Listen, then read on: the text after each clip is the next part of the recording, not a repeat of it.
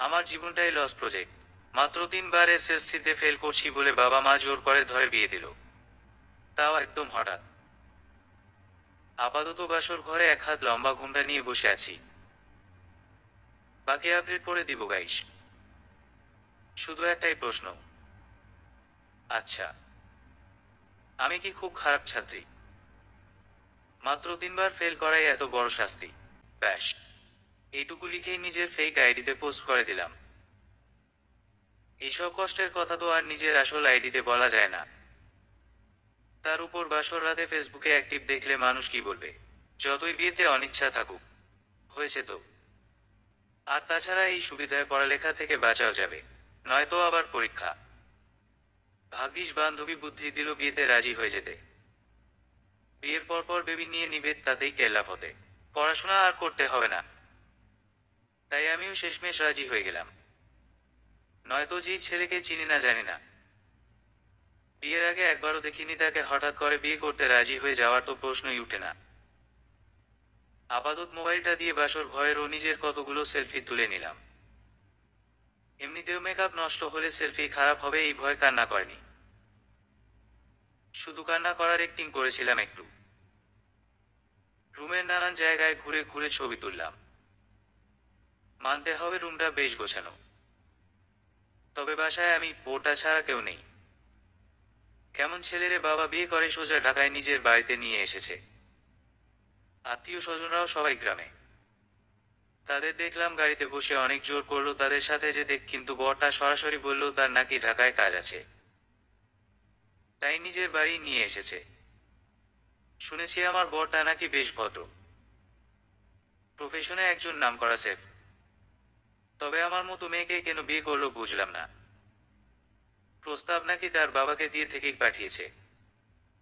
সে যেই কারণে হোক, বিয়ের পর বরের হাতের রান্না খাওয়ার শখটা এবার পূরণ হবে হয়তো। দরজায় আওয়াজ পেলাম, হয়তো সে এসে গিয়েছে। তাড়াতাড়ি এক হাত লম্বা ঘুমটা টেনে খাটের কোণে বসে পড়লাম। কেমন যেন ভয় ভয় লাগছে। একটু পর দরজায় লাগানোরও শব্দ পেলাম। মা বলে দিয়েছিল স্বামী ঘরে ঢুকলে সালাম দিতে। যেই না দাঁড়াতে যাব তখনই, তুমি খাটে ঘুমাও, আমি সোফায় শুতে পারবো। আর টেবিলের উপর একটা সুতি শাড়ি রাখা আছে, ফ্রেশ হয়ে ওটা পরে শুয়ে পড়ো। উনি, আমি আর কিছু বললাম না। চুপ করে শাড়িটা নিয়ে ওয়াশরুমে ঢুকে গেলাম। আর মনে মনে তার 14 গোষ্ঠী উদ্ধার করতে থাকলাম। কেমন ছেলে রে বাবা, নতুন বউয়ের সাথে একটু গল্প করবে, গিফট দিবে, তা না। কত আশা করেছিলাম এই রাতটা নিয়ে। আনরোমান্টিকে ঢেকি কোথাকার। আর এই খালি বাড়িতে আমি থাকবোই বা কি করে সারাদিন? রাতেও দেরি করে আসছে, আমার বুঝি ভয় লাগে না? আজ থেকে তার নাম দিলাম মি ঢেরস। হেই ওয়েট, আমি তো শাড়ি পরতে পারি না, কি করব? কোনোমতে শাড়িটা পেঁচিয়ে বেরিয়ে এলাম। দেখি ইতোমধ্যে তিনি অন্য পাশ ফিরে সোফায় ঘুমিয়ে গিয়েছেন। কুম্ভকর্ণ নাকি এত তাড়াতাড়ি ঘুমায়? আচ্ছা, এই বিয়ে কি তাকে জোর করে দিয়েছে? কিন্তু আপু তো বলেছিল সে নাকি আমাকে কোন অনুষ্ঠানে দেখে পছন্দ করেছে, তাই বিয়ে করতে চায়। তাহলে এভাবে কিছু না বলে ঘুমিয়ে গেল? দূর, আমিই বেশি ভাবছি। হয়তো ক্লান্ত, তাই যাই, আমিও ঘুমিয়ে যাই। সকালে আজানের সুর কানে ভেসে আসছে একটু একটু। শরীরটা তেমন একটা ভালো লাগছে না। এতটা জার্নি করে কাল এসেছিলাম, উঠতে মন চাচ্ছে না। তাও উঠলাম। ফ্রেশ হয়ে নামাজে দাঁড়াবো এমন সময় আমাকেও ডাকতে। একসাথে নামাজ পড়তাম। ঢেরস মানে উনি। আপনি ঘুমাচ্ছিলেন তাই ডাকিনি আমি। এরপর কখনো ভুলো না, সকালে ফজরের নামাজ আমি বাসায় পড়ি বেশিরভাগ। ঢেরস। আমি কিছু না বলে নামাজ পড়তে শুরু করলাম। নামাজ শেষ করে বারান্দায় চলে গেলাম। আশ্চর্য হলেও সত্যি এই প্রথম তার চেহারা দেখলাম ভালো করে। ভালোই তো, তবে কোথায় যেন দেখেছি দেখেছি লাগছে। বারান্দায় দেখলাম অনেকগুলো ফুল গাছ। এত খুশি হয়েছি বলতে পারবো না। আমার নিজের বাড়িতেও বারান্দায় আমি অনেক ফুলের টব এনে রেখেছিলাম। হালকা বাতাসে ফুলগুলো দুলতে দেখতে ভালোই লাগছিল। এমন সময় কিছু ইঁদুর দৌড়ানোর আওয়াজ পেলাম। বুঝলাম পেটের ভিতর তারা। ক্ষুধা লাগছে। তুরুর রান্নাটাও পারি না যে গিয়ে কিছু বানিয়ে নিই সব। মিস্টার ঘেষকেও তো সেদে সেদে বলতে পারবো না। এমন সময় নাকে দুধের ঘ্রাণ আসল। আমি আবার খাবারের ঘ্রাণ সব সময় সবার আগে পাই। ড্রয়িং রুমে আসো, খাবার তৈরি করেছি, এসে খেয়ে নেও। উনি সে বলতে দেরি, আমার দৌড় লাগাতে দেরি না। নিচে নেমে দেখি অনেক কিছু রান্না করে সাজিয়ে রাখা। পায়েস দেখে লোভটা সামলাতে পারলাম না। টুক করে বসে পড়লাম খেতে। শুনো, আমার কিছু কাজ আছে, তাই আমি একটু পর বাহিরে বের হব। তুমি বাসা থেকে বের হবে না একদম। কোথায় যাবেন? এই তো একটু কাজে। বাসায় ওয়াইফাই আছে, দরকার পড়লে মোবাইলে কোরিয়ান আর পাকিস্তানি ড্রামা দেখে সময় কাটাবে। আমি আর কিছু বললাম না। কেমন লোক রে বাবা, বিয়ে করতে না করতেই কাজের তারা। আচ্ছা, আমি যে ড্রামা দেখতে পছন্দ করি সে বুঝলো কি করে? ভাবতে ভাবতে খাওয়া শেষ করলাম। সে বেরিয়ে গেল কিছুক্ষণ পর। একা একা বাড়ির পিছন দিকটায় ঘুরছি। সামনে থেকে দেখলে বোঝা যায় না যে বাড়ির পিছনে এত জায়গা। গাছগাছালিতে ভরা। তবে ঘুরতে ভালোই লাগছিল। দুতলা বাড়িটাতে একটা পুরনো আমলের ভাব আছে। কিন্তু এমন জায়গায় তাকে নিয়ে ঘুরতে পারলে ভালো লাগতো। ও পরিচয়টা তো দেয়াই হলো না। আমি মাহিরা আক্তার রিয়া। মা বাবার দুইমাত্র মা। তবে নিজের মাকে কোনোদিন দেখতে পাইনি। আমার জন্মের সময় মা মারা যায়। তবে তার মানে এই নয় যে আমার সৎমাকে নিয়ে আমার কোনো অভিযোগ আছে। রূপকথার গল্পের মতো আমার মা মোটেও খারাপ না। সে আমাকে নিজের মেয়ের মতোই ভালোবাসে। আর বোন তো আমি বলতে পাগল। সব মিলিয়ে খুব আনন্দেই বড় হয়েছি আমি। এবার ইন্টারে ভর্তি হব। তবে আমার ভার্সিটিতে ভর্তির প্রিপারেশন নেয়ার কথা ছিল এখন। আমার একটা বোনও আছে, 3 বছরের ছোট। তবে আমার থেকে এক ক্লাস উপরে। সবই কপাল। কপালের নাম গোপাল। তবে প্রেম নামক জিনিসটা আমার জীবনে কখনো আসতেই পারেনি। একা একা ঘুরে বোর হচ্ছিলাম। ভাবলাম ওয়াইফাই কানেক্টেড করে গ্রুপে ঢুকি। ঢুকে দেখি আরেক কাণ্ড। আমার এক ফ্রেন্ড পিহু নামের কাকে যেন গ্রুপে অ্যাড করছে। আর সব ছেলে ফ্রেন্ড গুলো একটু ভাব নেয়ার চেষ্টায় আছে। রাতুল পিহুকে আমাদের গ্রুপে অ্যাড করলাম। Abhi, hi Pihu. Rakib, hi Pihu, how are you? Limon, hello Pihu, কোনো হেল্প লাগলে বলো। ফয়সাল, তুমি কোথায় থাকো পিহু? পিহু, আমি উত্তরা থাকি। অভি, গ্রেট।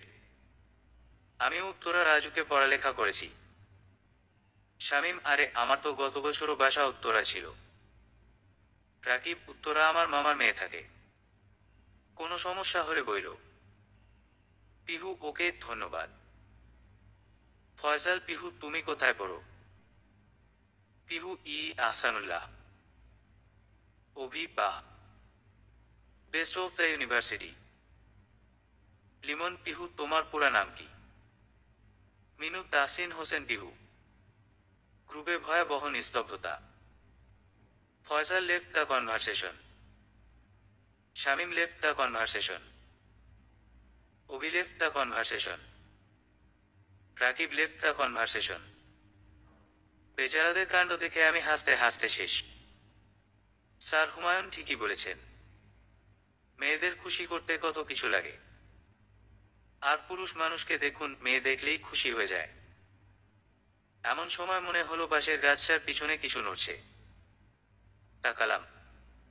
দূর থেকে বোঝা যাচ্ছিল না, তাই কাছে গিয়ে যা দেখলাম সারা শরীর কেঁপে উঠল। কালো কালো অনেকগুলো চুলের একটা গুচ্ছ। মনে হচ্ছে কোনো মেয়ের মাথার চামড়া ছিঁড়ে ফেলা হয়েছে। আর তখনই জানালার কাঁচ ভেদ করে সূর্যের কিরণ এসে মুখে পড়ছে আমার। বারান্দায় ফুল গাছগুলোতে হয়তো প্রজাপতি এসে বসেছে আবার। সকালেও দেখেছিলাম এক জোড়া প্রজাপতি এসে খেলা করছে, একটা লাল একটা নীল, দুটোর মাঝেই কালো কালো ডোরা কাটা দাগ। রঙের ভিন্নতা থাকলেও দুজনের খেলার ছন্দের কত মিল। ধীরে ধীরে চোখ খুললাম, মাথাটা ভার হয়ে আছে। পাশে কারো উপস্থিতি উপলব্ধি করতে পারলাম। কেউ যেন গভীর দৃষ্টিতে তাকিয়ে আছে আমার দিকে। পাশ ফিরে দেখি সে অনেকটা কাছেই বসেছিল, তাই কিছুটা আনকমফর্ট লাগছিল। সে নিজে থেকেই দূরে সরে গেল। অজ্ঞান হয়ে পড়েছিলে কেন? শরীর খারাপ? না না, আসলে আমি মানুষের মাথার চুল দেখেছিলাম, ভয় পেয়েছি। সত্যি বিশ্বাস না হলে গিয়ে দেখেন। দেখলাম সে একটা দীর্ঘশ্বাস ফেলল, এরপর ড্রয়ার থেকে একটা কাগজ বের করলে হাতে দিল। বলল, সই কর। আরে, বিশ্বাস করেন আমি প্রেগনেন্ট না, জীবনে প্রেমই করিনি, ওসব দূরের কথা। বলেই কাঁদতে শুরু করলাম। আমার বিশ্বাস এটা ডিভোর্স পেপার। আজকালকার ছেলে মেয়েরা বিয়ের আগে যা করে বেড়ায়, সন্দেহ করাটা স্বাভাবিক। এই চুপ। ধমক শুনে চুপ হয়ে গেলাম। বাচ্চা মেয়ে নাকি তুমি? যাদা মুখে আসে তাই বলো। এটা ডিভোর্স পেপার না, কলেজের ফর্ম। কি? হ্যাঁ, তোমাকে কালই কলেজে ভর্তি করব। আর যাই হোক নি, মেহরাবের ওয়াইফ ফেল করা ছাত্রী, এটা তো সবাইকে বলে বেরানো যায় না। একথা বলেই সে ফোন টিপতে টিপতে সোফায় গিয়ে বসো। এত অপমান শুনে আমার একদম কান্না করে দেয়ার অবস্থা। শেষে ড্রয়ার থেকে শাড়ি নিয়ে ফ্রেশ হতে চলে গেলাম। এদিকে মেহরাবের মুখে চিন্তার ছাপ। মাহিরা কিছু বুঝে যাচ্ছে না তো। এখন থেকে বাকি কাজ সাবধানে করতে হবে মেহরাবের। কাউকে কল দিল সে। জি স্যার, বলুন। মেয়েটার চুল আমার বাসার বাগানে কি করে এলো? সব পরিষ্কার করনি তোমরা? সরি স্যার, লাশটা ভিতরে নেয়ার সময় পড়ে গিয়েছিল হয়তো। আর হবে না, মনে থাকে যেন। কল কেটে পকেট হতে রুমালটা বের করলো মেহরাব। কপালে যে বিন্দু বিন্দু ঘাম আছে মুছে নিল। বাকি কাজ সাবধানে করতে হবে। এখনই মাহিরাকে সব জানতে দেয়া যাবে না, নয়তো সব শুরুর আগেই শেষ। খোলা চুলে গোসল সেরে বাহিরে বেরিয়ে এলাম। চুলগুলো ঝাড়ছি। ড্রামাতে কি সুন্দর দেখায় নায়িকারা চুল ছেড়ে থাকলে নায়করা কত কমপ্লিমেন্ট দেয়। আর ঢের সব ছড়ি কি যেন নাম, হ্যাঁ মেহরাব। তিনি তো ড্রেসিং টেবিলের সামনে দাঁড়িয়ে নিজের পাঞ্জাবির কলার ঠিক করতেই ব্যস্ত। একটু তাকায় না। আবার বিয়ে করতে না করতে কলেজে ভর্তি। দূর, ভালো লাগে না। মনে মনে গাড়ি না দিয়ে ফর্মটা পূরণ করে নিচে এসো। খাবার গরম করেছি। এই আপনি আমার মনের কথা শুনলেন কি করে? কথাটা বলেই জিহ্বায় কামড় দিলাম। দূর, নিজের কথায় নিজেই ফেঁসে গেলাম। মেহরাব একটা মুচকি হাসি দিয়ে নিচে চলে গেল। হায়, মে মার যাবা। এই হাসতেই তো আমি ফিদা। জামাইটাকে ভালো করে দেখাই হয়নি। লম্বা কোকড়া চুলের শ্যামলবরণ ছেলেটার চোখে যেন এক জাদু আছে, যে কাউকে ঘায়েল করতে পারবে এই চোখ দিয়ে। মাঝে মাঝে মনে হয় সে মানুষ না, কোনো ভ্যাম্পায়ার। গল্প পড়তে পড়তে নিজেও যেন ফিকশনাল দুনিয়াতে গুলিয়ে গিয়েছি। দিন শেষে রাত হলো। আজ আকাশে চাঁদ নেই। বারান্দায় দাঁড়িয়ে দূরের বিল্ডিং গুলো দেখার চেষ্টা করছি। একটা 4 তলা বিল্ডিং এর উপর একটা লোক দাঁড়িয়ে আছে। কিছু একটা টেনে টাঙ্কির কাছে নিয়ে গেল, তারপর টাঙ্কিতে ফেলে দিল। আসবো তো পানির টাঙ্কিতে কি ফেললো লোকটা? পানি ময়লা হবে না নাকি? আচ্ছা, এমনও হতে পারে পাশে ফেলছে, দূর থেকে তো কিছুই স্পষ্ট দেখা যাচ্ছে না, কেমন হালকা হালকা। এর মাঝে একটা শীতল বাতাসে শরীরটা কেঁপে উঠল। শীতের আগমনের ইঙ্গিত। আর কিছুদিনের মাঝে হয়তো শীত আসবে। রুম থেকে বের হয়ে বাড়িতে ঘুরতে লাগলাম। নিচে রান্নাঘরের পাশে একটা স্টোর রুম। কৌতূহলবশত সেখানে যেতে ইচ্ছে হলো। দরজার কাছে গিয়ে দেখি তালা মারা। নিচ থেকেও কিছু কি মারলাম যদি কিছু দেখা যায়। একটা ছোট লাইট জ্বলছে ভিতরে। নিচে কাছে ছুরি হাবাজাবি ছড়িয়ে আছে। এমন সময় মেইন দরজা খোলার আওয়াজ পেলাম। দেখি মেহরাব এসেছে, গায়ে কাদা লাগানো। তাড়াতাড়ি উপরে রুমে চলে গেল। কোথায় গিয়েছিল সে? এখন যেন ওকে কেমন অদ্ভুত লাগতে শুরু হয়েছে আমার। কলেজের ক্লাসরুমে বসে বসে জানালার দিকে তাকিয়ে আছি। সেই একই বিষয়ে পড়া, শুধু জায়গাটা ভিন্ন। কিছু সময় আগে মেহরাব এই কলেজে ভর্তি করে দিয়ে গিয়েছে। ভাবলাম বিয়ের পর পড়াশোনার ঝামেলা শেষ, কিন্তু ওকে এক জ্বালা। কপাল মোর আজীবনই খারাপ। তবে নতুন কলেজে স্নেহা নামে মেয়েটার সাথে ভালো বন্ধুত্ব হয়ে গিয়েছে কিছু সময়ের মধ্যে। মেয়েটা খুব ভদ্র, তবে আমার ওকে ভালোই লাগে। কলেজ শেষে গেটে দাঁড়িয়েছিলাম মেহরাবের জন্য। সাথে স্নেহাও দাঁড়িয়ে আছে। আচ্ছা স্নেহা, ওই ছেলেটা কি আমাদের দিকে তাকিয়ে আছে? আমি, বাদ দেও তো। স্নেহা, তোমার মুখে স্পষ্ট রাগ দেখা যাচ্ছে। ছেলেটা কি তোমাকে বিরক্ত করে? বলো, আমাকে মেরে তক্তা বানিয়ে দিব। একদম সোজা শাহবাগের মোড়ে গিয়ে পড়বে। আরে না, তেমন কিছু না। ছেলেটা আমাকে আসলে পছন্দ করে তো, তাই। কিন্তু আমি ওকে ফেসবুকে ব্লক করে দিয়েছি। কেন? ছেলেটা তো সুন্দরী। তবে শুনো, ঘটনাটা কি। ছেলেটা আমাকে পছন্দ করে একটা লম্বা প্রেমের রচনা মেসেজে পাঠিয়েছিল। শেষে লেখা ছিল, তবুও তুমি বুক না। ভালো করে না দেখেই তোমাকে ভালোবাসি কেন। I love you. আমি আসলেই বুগিনি বুগিনি বলেই তার সাথে প্রেম করিনি। স্নেহার কথা শুনে আমি হাসতে হাসতে শেষ। আহারে, টাইপিং স্কিল যে ম্যাটার করে আজ ভালো করে বুঝলাম। কথা বলতে বলতে সামনে এগুচ্ছিলাম, তখনই ধপ করে সামনে কিছু পড়ল। দুজনে এতটা ভয় পেয়েছিলাম যে থ হয়ে গেলাম। একটা মেয়ের রক্তাক্ত দেহ, মনে হয় ছাদ থেকে পড়ল। চারপাশে ঘুটঘুটে অন্ধকার। এখন রাত প্রায় 12টা। একা বাড়ির পিছনের বাগানটায় বসে আছি। নিজেকে অনেকটা জম্বির মতো মনে হচ্ছে। মারা গেলাম নাকি? কোনো ভূতের ভয়ও করছে না। আর কতক্ষণ এভাবে বসে থাকবে? ভয় করছে না তোমার? মেহেরাব, আমি এতটা শক্ট হয়ে গিয়েছি মনে হচ্ছে কোনো অনুভূতি নেই। আমি, একটা বিষয় নিয়ে এত ভাবার কিছু নেই। রুমে চলো, ঘুমাবো। মেয়েটার আধা পচে যাওয়া লাশটার দৃশ্য আমার চোখের সামনে থেকে যাচ্ছে না মেহেরাব। আমার গা ঘুলিয়ে বমে আসছে বারবার। ওহ, ওসব ভেবো না। একটা কথা বলবো মেহেরাব আপনাকে। বলো। মেয়েটার লাশের মাথায় কোনো চুল ছিল না। মনে হচ্ছিল কেউ টেনে টেনে ছিঁড়ে ফেলছে। হয়তো এই বাগানে পাওয়া চুলগুলো তার। পাগল হয়ে গেলে নাকি? এমন কেন মনে হলো তোমার? জানি না, শুধু মনে হলো। আর কি মনে হলো?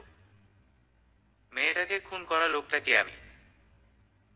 সেই সিরিয়াল কিলারটাকে আমি, যে এক এক করে শহরের নামকরা বিজনেসম্যানদের মেয়েদের ধর্ষণ করে খুন করছে। ওর কথায় কেঁপে উঠলাম।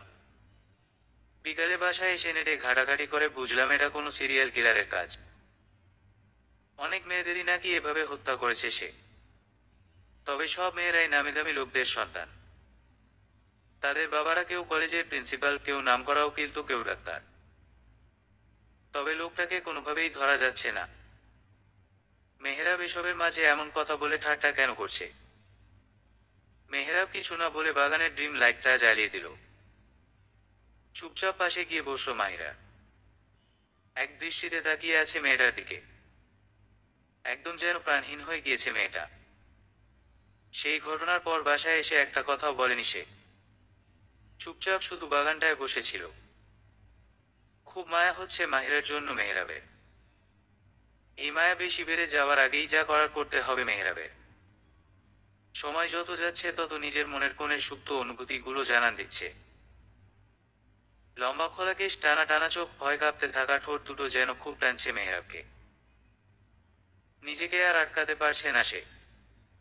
হঠাৎই সে দাঁড়িয়ে মাহিরাকে কোলে তুলে নিল। আরে আরে, কি করছেন? মাহিরা, ঘরে চলো। বউ ছাড়া আমার ঘুমে ধরবে না আজ। মেহরাব, প্লিজ নিচে নামান আমাকে। খুব ভয় করছে আমার আপনাকে। আরে আমি তো মজা করলাম। এত সুন্দর বউ থাকতে অন্য মেয়ের কাছে যাব কেন? মেহরাব আমাকে নিয়ে রুমে এসে পড়ল। ওর চোখে যেন এক অন্যরকম নেশা দেখতে পারছি আমি। তবে আমি এখনো এসবের জন্য প্রস্তুত নই। ওকে বুঝাবো কি করে? খাটে শুইয়ে দেওয়ার সময় শাড়ির আঁচল কিছুটা সরে গিয়েছিল। মেহরাব কেমন নেশা ভরা চোখে তাকিয়ে আছে আমার দিকে। কপালে একটা গভীর চুমু দিয়ে গলার দিকে এগোলো ও। খুব অস্বস্তি হচ্ছিল একদিকে, আবার কেমন যেন শরীরে শিহরণ দিয়ে উঠল ওর স্পর্শে। মেহরাব আস্তে আস্তে কাছে আসছিল আমার। হঠাৎই ডুকরে কেঁদে উঠলাম আমি। হি, ওয়েট ওয়েট। মাহিরা, কি হয়েছে? কান্না করছো কেন? একটু কয়েকটা দিন সময় দিবেন আমাকে। আমি এসবের জন্য একদম তৈরি না, প্লিজ। ভয় করে এসব আমার খুব। তার উপর খবরে এসব ধর্ষণের বর্ণনা শুনে ভয় অনেক বেড়ে গেছে। প্লিজ মেহরাব। পারবো না আমি। কথা শেষ করেই কান্না করে দিলাম। আমিও তো চেয়েছিলাম মেহরাব আমাকে নিজের সবটা দিয়ে ভালোবাসুক। কিন্তু এখন কেন এমন ভয় হচ্ছে আমার? এদিকে মেহরাব আমার কথা শুনে সাথে সাথে এক ঝটকায় আমার থেকে দূরে সরে গেল। দয়া করে কান্না থামাও। আমারই দোষ, আমার এখন তোমার মনের অবস্থা বোঝা উচিত ছিল। আমি আর তোমার ইচ্ছা ছাড়া কখনো তোমার কাছে আসবো না। কেঁদো না প্লিজ। মেহরাব, আচ্ছা তুমি এখন নিশ্চিন্তে ঘুমাও। তোমাকে কমফোর্ট করতে আমি পাশের রুমে গিয়েছিলাম। কিছু লাগলে আমাকে ডাকবে। মেহরাব আর একটা কথা না বলে রুম থেকে চলে গেল। এখন নিজেরই খারাপ লাগছে। ওকে এভাবে বলাটা হয়তো আমার ঠিক হয়নি। দুরুর, সব সময় উল্টা পাল্টা কিছু করে পরে আফসোস করি আমি। কিন্তু এখন কি আর করব? মনকে শান্ত করে ঘুমিয়ে গেলাম। এদিকে অন্য রুমে এসে মেহরাব চুপচাপ কপালে হাত দিয়ে শুয়ে পড়ল। নিজের কাছে নিজেকে এখন খুব অপরাধী মনে হচ্ছে ওর। মাহিরার মনের কথাটা ওর বোঝা উচিত ছিল। তবে কি আর করবে? দীর্ঘ কয়েক বছরের ভালোবাসার মানুষকে কাছে পেয়ে কোন সুপুরুষ নিজেকে আটকে রাখতে পারে? সেই ভয়ানক ট্রেজেডির কারণে এত বছরে ভালোবাসার কথাটা বলতে পারেনি মেহরাব। এক বন্ধুর বিয়েতে প্রথম দেখেছিল মাহিরাকে। চঞ্চল প্রকৃতির সাদা সিধে মেয়েটাকে তখন খুব ভালো লাগে তার। তবে সেই রাতেই যে মেহরাবের জীবনের কালো অধ্যায় শুরু হয়। এক দক্ষিণা ধমকা হাওয়া এমনই একদিনে ওর জীবন থেকে সব শান্তি কেড়ে নেয়। ওকে ঢেলে দেয় এক অভিশপ্ত জগতে। তবে সবকিছুর শেষ খুব তাড়াতাড়ি করবে সে। মাহিরাকে নিয়ে সুখের একটা ছোট সংসার বানাবে, যেখানে কোনো অতীতের স্মৃতি থাকবে না। সুন্দর ভবিষ্যৎ থাকবে। নিজের পুরনো গিটারটা হাতে নিয়ে এতদিন পর গাইতে শুরু করলো মেহরাব। অনেক আগে এভাবেই গাইতো সে। আর কেউ একজন শুনতো তার গানগুলো। একা বসে তুমি দেখছো কি একই আকাশ? দিন শেষে তার তারাগুলো দিবে দেখা। মেঘে ঢাকা তারার আলো। দেখে থাকো তুমি, দেখো ভালো। হয়তো তার মাঝে খুঁজে পাবে আমায়। সেই দিনে এক গানে এক গল্পকারের গল্প খুঁজে পাবে। খুঁজে পাবে না সেই গল্পকার। দিনগুলো খুঁজে পাবে গানের প্রতিটা ছন্দে। শুনতে পাবে মৃত মানুষের চিৎকার। আমার দেহখান নিও না শ্মশান। এমনিতেও পুড়ে গেছি। আমার সব স্মৃতি ভুলো না তোমরা। চা ফেলে গেছি। হালকা কুয়াশাচ্ছন্ন সকালে বারান্দায় দাঁড়িয়ে দাঁড়িয়ে চা পান করছি আর পরিবেশটা উপভোগ করছি। মেহরাবি চা বানিয়ে দিয়ে গেল একটু আগে। আজ শুক্রবার, কলেজও বন্ধ, মেহরাবেরও কোনো কাজ নেই। খাটে বসে বসে ল্যাপটপ টিপছে। এমন ব্যবহার করছে যেন কাল রাতে কিছুই হয়নি। অথচ আমার এখনো খুব গিল্টি ফিল হচ্ছে। নীল শাড়ি পরিহিত এক সুন্দর মেয়েকে সকাল সকাল সদর দরজার সামনে ঘোরাঘুরি করতে দেখলাম। বারবার গেটের সামনে দাঁড়িয়ে শাড়িটা ঠিক করছে। কে মেয়েটা? প্রশ্ন জাগলো মনে। এমন সময় দেখলাম মেয়েটার সাথে একজন বয়স্ক মহিলাও আছে। তারা দরজার কলিং বেল বাজালো। কারা জানি এসেছে মেহরাব। একজন মেয়ে আর সাথে একজন বয়স্ক মহিলা। এখন কে আসবে? আচ্ছা, আমি দেখছি। মেহরাব আর কিছু না বলে নিচে গেল। আমিও পিছু নিলাম। দরজা খুলতেই মেয়েটা তার গালে টোল পড়া ভবন ভুলানো হাসি দিল। সাথে বয়স্ক মহিলাটাও লাগেজ নিয়ে তড়িঘড়ি করে বাসায় ঢুকে পড়ল। মেহরাবকে দেখলাম প্রথমে কিছুটা চমকে যেতে, অতঃপর একটা মুচকি হাসি দিয়ে সাদরে তাদের ঘরে আনলো। আমি ভদ্রতার খাতিরে সালাম দিলাম। মেহরাব পরিচয় করিয়ে দিল, এরা ওর ফুফু ও ফুফাতো বোন। এই কি তোর বউ? মেহরাবের ফুফি কিছুটা তাচ্ছিল্যের সুরে কথাটা বলল। মেহরাব মুচকি হাসিটাকে আরো চওড়া করে আমায় বলল, চা গরম করে আনতে, সাথে নাস্তা টেবিলে রেডি করতে। আমি তাই করলাম। তবে কানটা খাড়া করে রাখলাম। এদের বিয়েতে দেখেছি বলে মনে হচ্ছে না। আর মেয়েটাকে দেখে কেমন যেন হিংসা লাগছে আমার। এত সুন্দর মেয়েকেই কেন কাজিন হতে হবে মেহরাবের? দূর, হাতির লেজ কোথাকার। তোমরা এভাবে হুট করে আসলে যে আমায় বলতে, নিয়ে আসতাম। মেহরাব, কেন রে খোকা? বিয়ে করতে না করতে কি বউ পাগল হয়ে গেলি নাকি? বউয়ের কাছ থেকে অনুমতি নিয়ে পরে আসতে বলবি আমাদের। ফুফি, তুমি এতদিনেও একটুও বদলাওনি ফুফু, আগের মতোই আছো। আচ্ছা, এখন একটু বসে নাস্তা করে জিরিয়ে নাও তো।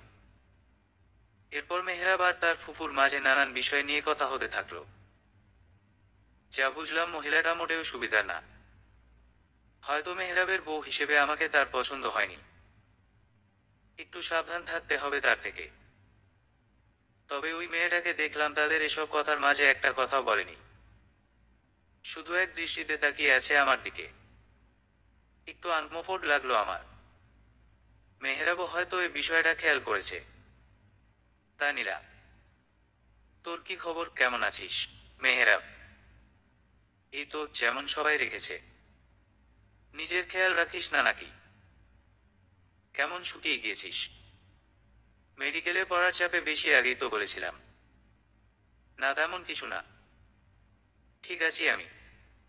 আর তুমিও তো খুব ঠিকই আছো নিজের বউকে নিয়ে। হ্যাঁ, তা তো বটেই। একটা মাত্র বউ আমার। মেহরাবের কথায় কিছুটা লজ্জা পেলাম। বড় কারো সামনে এভাবে না বললেও পারত। তার ফুফু দেখে আমাকে নানান প্রশ্ন করতে লাগলো। কয় ভাই বোন, কি কি কাজ পারি, নানান কিছু। রান্না আর পড়াশোনার প্রসঙ্গ আসতে মেহরাবে আমার হয়ে মিছেমিছি প্রশংসা করে দিল। এসব নাকি আমি বানিয়েছি, খুব ভালো রান্না নাকি আমার। আমিও কিছু বললাম না। মনে মনে খুশি হয়েছি। জামাই আমার নিজের বাড়ির লোকের সামনে সম্মানটা রাখলো। একজন স্বামী তার স্ত্রীকে পরিবারের সামনে যেভাবে প্রকাশ করে, তারাও সেভাবে তাকে গ্রহণ করে। আল্লাহ যেন এমন ছেলেকে সবার জীবনসঙ্গী বানায়। তবে মেয়েটার কথায় শুধু হতাশা দেখতে পেলাম। সবার এত শত কথার মাঝে খুব অল্প কথা বলে, প্রয়োজন ছাড়া কিছু বলে না। খাওয়া শেষে মেহরাব তাদের পাশের রুমে যেতে বলল বিশ্রামের জন্য। নিজের খেয়াল রাখিস নীলা। এমন ভাবে টেনশনে কষ্টে থাকলে তো মরে ভূত হয়ে যাবি। পড়াশোনা নিয়ে এত ভাবিস না। তুই যথেষ্ট মেধাবী। মেহরাব, শুধু কি পড়াশোনা? আরো কত কিছুই তো আমায় যন্ত্রণা দেয়। নীলা, এত যন্ত্রণায় থাকিস না। মরলে চল্লিশা করতে পারবো না। হাতে এখন টাকা কম। সব বউয়ের পিছে খরচ করে ফেলেছি। মেহরাবে কথা বলে হাসতে লাগলো। মৃত্যুকে ভয় পাওয়ার কে আছে? মৃত্যু মানে তো মুক্তি। সব দুঃখ কষ্টের অবসান চিরপ্রশান্তি। বেঁচে থাকাটাই তো বরং কঠিন। মানুষ কেন চিরদিন বেঁচে থাকতে চায়? প্রতিটি মুহূর্তে পৃথিবীর নিষ্ঠুরতার সাথে লড়াই করে যায় কেন? নীলা। নীলা আর কিছু না বলে রুমে চলে গেল। তার মা আগেই চলে গিয়েছিল। তবে ওর চোখের কোণে পানির বিন্দু আমার চোখ দুটোর আড়াল হয়নি। পড়ার টেবিলে বসে বইটা নিয়ে নাড়াচাড়া করছি আর সিরিয়াল কিলারের কথা ভাবছি। কোরিয়ান মাস্টারপিস কয়েকটা মুভি দেখে প্রথমে বুঝেছিলাম সিরিয়াল কিলার তাদের বলা হয়। একটা মানুষ যখন নির্দিষ্ট একটা প্যাটার্নকে ফলো করে একের পর এক ভয়ানক খুনগুলো করে, সেটাই সিরিয়াল কিলিং। তবে আমাদের দেশে এরকম সচরাচর দেখা যায় না। এখনো তেমন কোনো পুলিশ ফোর্সকে এই বিষয় নিয়ে লাফাতে দেখলাম না। তারা কি গোপনে তদন্ত করছে নাকি অন্য কোনো বিষয়? এদিকে একটু আগের একটা বিষয় নিয়ে মনটা আবার খারাপ হয়ে গেল।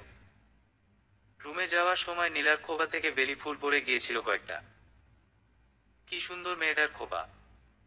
বেশ মানিয়েছিল ফুলগুলো। ফুলের মাঝে গোলাপ আর বেলি আমার সবচেয়ে প্রিয়। কিন্তু অনেকদিন ধরে বেলি ফুলের সুবাস নেওয়া হয় না। এমন সময় মেহরাব এসে আমার চোখ একটা কালো কাপড় দিয়ে বেঁধে দিল। একটা কথা না, চলো আমার সাথে। মেহরাব। কোথায় নিয়ে যাচ্ছেন? পড়ে যাব তো। কোলে করে নিয়ে যাব, পড়বে না। কোলে উঠিয়ে মেহরাব হাঁটা শুরু করলো। কোথায় নিয়ে যাচ্ছে কে জানে। একটু পর কোথাও এসে থামলো। চোখ থেকে কাপড় সরাতে অবাক হয়ে চেয়ে রইলাম। ছাদের একটা কোণা পুরো গোলাপ আর বেলি ফুল দিয়ে সাজানো। ছোট একটা টেবিল ফালানো। তার দুপাশে দুটো চেয়ার। টেবিলের উপরে দুটো ধোয়া ওঠা কফি, কিছু চকলেট আর একটা গিফট বক্স। এসব কি মেহরাব? আমি। একটা ছোট্ট সারপ্রাইজ। বলতে পারো মিনিটেড। মেহরাব। মিনিটেড। এসব ছোটখাটো ডেটটা ফার্স্ট নাইটের জন্য রেডি করব ভেবেছিলাম, তবে একটা বিষয় নিয়ে আমি কিছুদিন যাবৎ ব্যস্ত। তাই করা হয়নি। কিছু বললাম না। খপ করে চকলেটগুলো নিয়ে ছিঁড়ে খেতে লাগলাম। এই মুহূর্তে চকলেটের প্রতি আমার আবেগ কাজ করছে, বিবেক না। মেহরাব দেখি হাসতে হাসতে গিয়ে চেয়ারে বসলো। এবার তো আস্তে খাও। তুমিই খাবে। কেউ কেড়ে নিবে না। ওহ। গিফটের বক্সটা খুলো। তার কথা মতো খুললাম। খুলে দেখি ভিতরে একজোড়া চুড়ি। না না, কাচের বা পাথরের চুড়ি না। গোলাপ আর বেলি ফুল দিয়ে বানানো চুড়ি। এত কম সময়ে ছেলেটা এত কিছু একা করলো কি করে? মেহরাব একটু সামনে এগিয়ে চুড়ি দুটো আমার হাতে পরিয়ে দিল। খুব সুন্দর লাগছে এগুলো তোমার হাতে। মেহরাব। চুড়িগুলোই তো সুন্দর। আমি। দেখো, কফি ঠান্ডা হয়ে যাচ্ছে। পান করে নেও। শীতটা একটু কম লাগবে। হুম। মাহিরা। বলুন। গান শুনবে একটা?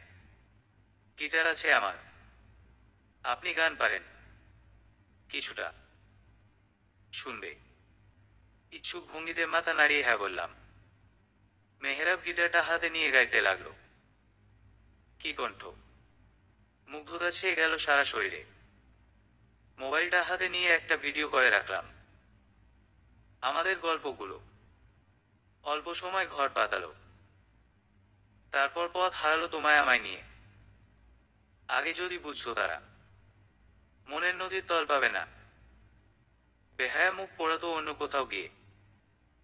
আমাদের গল্পগুলো। আমাদের গল্পগুলো।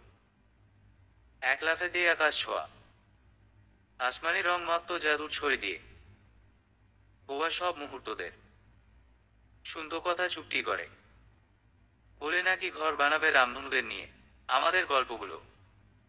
সকালের সময়টা খুব ভালোই কেটেছিল। এখন রান্নাঘরে দাঁড়িয়ে দাঁড়িয়ে ভাবছি কি রান্না করা যায়। মেহরাব এমন সময় এসে হাজির। রান্নাঘরের বড় দরজাটা লাগিয়ে দিল। যা যা বলবো তাড়াতাড়ি করবে। আমি ওর কথায় হ্যাঁ সূচক মাথা নাড়লাম। মেহরাব আমাকে এটা ওটা এগিয়ে দিতে বলল। আমি দিলামও। রান্না সব মেহরাবই করছে। একটু আগে আবার নীলা এসে মেহরাবকে বলে গিয়েছে তার মা নাকি চাইনিজ খেতে ইচ্ছে করছে। আমি পারি কিনা। মেহরাবও বুক ফুলিয়ে বলে দিয়েছিল তার বউ সব পারে, তার ফল এসব। এরপর আমার জামাইয়ের রান্নার স্টাইল দেখলাম। প্রথমে পোলাও চালগুলো ধুয়ে হালকা কিছু সবজি ছোট ছোট করে কেটে পানি দিয়ে চুলায় বসিয়ে দিন। এদিকে মাংসের রানগুলোতে সব মশলা দিয়ে মাইক্রোওভেনে ঢুকিয়ে দিন। কিছু সবজি দেখলাম কুচি কুচি করে আবার আরেক চুলায় রান্না করছে। নামি দামি রেস্টুরেন্টের শেফরা কিভাবে এত তাড়াতাড়ি রাতে আজ নিজ চোখে দেখলাম। এদিকে সালাদ কেটে মেয়োনিজ দিয়ে বাটিতে সাজিয়ে রাখলো। কিছুক্ষণ পর সব রান্না শেষ হলো। এক এক করে বাটিতে পরিবেশন করছে। আমার কাজ শেষ, এবার এগুলো টেবিলে সাজিয়ে রাখো, আমি গোসল করে আসছি। এরপর সবাইকে খেতে ডাকবো। আমিও তাই করলাম। তবে লোকটা কোনোভাবেই সামলাতে পারছি না। কখন মেহরাব আসবে তারপর খেতে যাব। আমি অবশ্য আগেই ফ্রেশ হয়েছি। মোবাইলটা নিয়ে এই ফাঁকে একটু মায়ের সাথে কথা বললাম। মা বলল তাদের বাসায় বেড়াতে যেতে। বললাম আসবো। এর মাঝে দেখি স্নেহা কল করেছে। কিরে, কি খবর তোর? স্নেহা: এই তো ভালো। তোর কি খবর? আমি: আর বলিস না। জানিস ওই যে মেয়েটা মারা গিয়েছে তার লাশের ওইখানে সার্চ করে পুলিশ একটা ঘড়ি পেয়েছে। ভালোই তো, এখন খুনি ধরা পড়লে ঝামেলা শেষ। কিন্তু একই মডেলের ঘড়ি তো অনেকেই ব্যবহার করে। ছবি দেখবি, মেসেঞ্জারে পাঠিয়েছি, দেখে নিস। আচ্ছা। আর এইসব তদন্তের জন্য কলেজ কিছুদিন বন্ধ থাকবে। ওহ, রাখি তাহলে। এরপর মেসেঞ্জারে ঘড়ির ছবিটা দেখলাম। কোথায় যেন দেখেছি দেখেছি মনে হচ্ছে। এমন সময় দেখি মেহরাব এসেছে। চুলগুলো থেকে হালকা পানি পড়ছে। পাঞ্জাবির হাতাটা ভাঁজ করে, আরেক হাতে ঘড়ি পড়ছে। কি সুন্দর আমার জামাই! কি দেখো।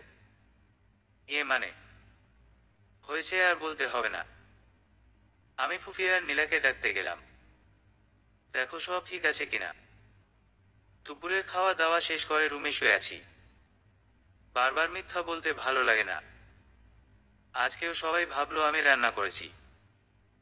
পাশে মেহরাব একটা ভাত ঘুম দিচ্ছে। কি কিউট লাগছে দেখতে। একটা পিক তুলে ডিপি দিয়ে দিলাম। ক্যাপশনে লিখলাম my happiness my life line. সবাই দেখি কমেন্ট করাও শুরু করে দিয়েছে। হাসি আর সেসব পড়ছি, একটা জিনিসে চোখ আটকে গেল। মেহরাবের ঘড়ি। আরে এই সেম মডেলের ঘড়ি তো লাশের পাশে পাওয়া গিয়েছে। তবে কি মেহরাবই? ভয় সারা শরীরের পশম দাঁড়িয়ে গেল। তাকিয়ে দেখি মেহরাব ক্লান্ত চোখে তাকিয়ে আছে। এবার হয়তো সব রহস্য শেষ করার সময় এসেছে। মেহরাব। ভয় কেঁপে উঠলাম। কি রহস্যের কথা বলছে মেহরাব? কি অপেক্ষা করছে আমার জন্য? আস্তে আস্তে চোখে অন্ধকার দেখতে পেলাম। রাতের আকাশ, চারিপাশ সবকিছুই ছেয়ে আছে ঘন কুয়াশায়। তবুও সবকিছুর মাঝে যেন সবটা পরিষ্কার লাগছে আমার কাছে। অদ্ভুত লাগছে কথাগুলো, তাই না? নীলা আর মেহরাবের ফুফু বিকেলে নিজ বাসার উদ্দেশ্যে রওনা দিয়েছে। ফ্লাশব্যাক। মেহরাবের কথা শুনে সেই কখন থেকে খাটে বসে আছি। মেহরাব অবশ্য নেই। একটা ফোন কল আসায় চলে গিয়েছে। আচ্ছা, এসব কিছুর মূলে মেহরাব নেই তো? এই খুনগুলো কি সে করছে? এসব প্রশ্নের মাঝেই মেহরাবের আগমন। এখন হয়তো তোমার প্রশ্নের জবাব আমি তোমায় দিতে পারবো। কিসের জবাব? এই তুমি আমায় সিরিয়াল কিলার ভাবছো সেই ব্যাপারে। চুপ হয়ে গেলাম। কি বলবো ওর কথায়? ঠিকই তো, খুনি তো আমি ওকেই ভাবছি। কিছু ঘটনা বলবো, তোমায় মনোযোগ দিয়ে শুনবে। অধীর আগ্রহে চেয়ে রইলাম। আমি আমার বাবা মায়ের একমাত্র সন্তান নই। আমার একটা বোন আছে, বলতে পারো ছিল। তবে তাকে কয়েক বছর আগেই আমি হারিয়েছি।